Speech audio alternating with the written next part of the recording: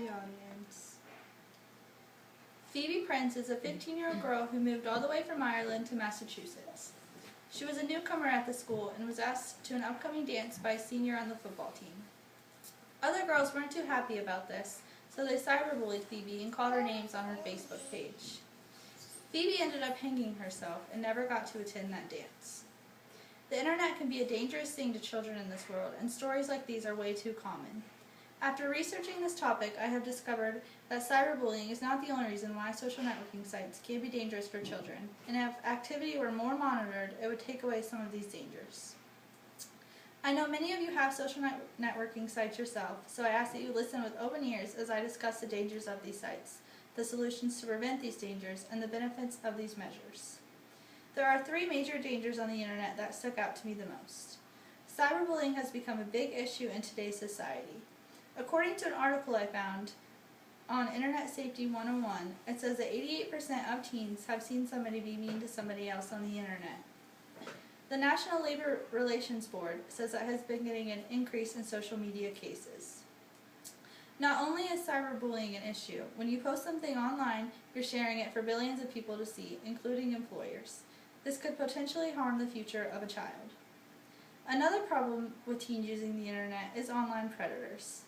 On Facebook, it is way too easy to make a fake Facebook profile and pretend to be somebody that you're not. And there are pedophiles out there doing just that to lure kids in. Another statistic from the Internet Safety 101 article shows that in half of all sex crimes against a minor involving a social networking site, the social networking site was used to initiate the relationship.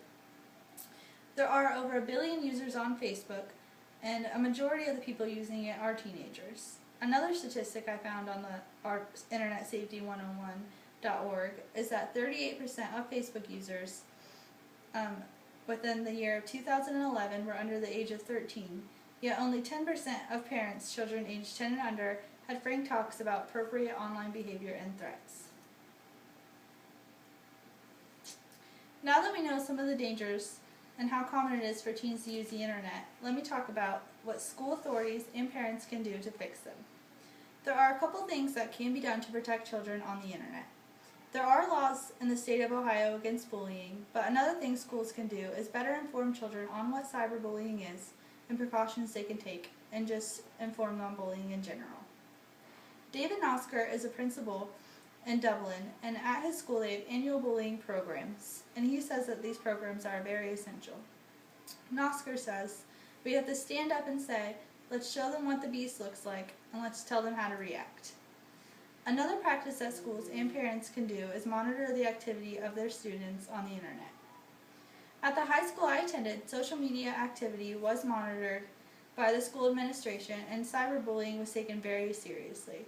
I remember the students at my high school all getting along pretty well, and bullying wasn't that big of an issue. And I know that because the online activity was monitored, it had a big effect on this. Some people might consider this an invasion of privacy, but it is a parent's job to protect their children, and it is essential to monitor their children's online activity. If this were done, then the school boards and parents will be more aware of what is going on outside the classroom, and they will know how to better protect their children and who to protect them from.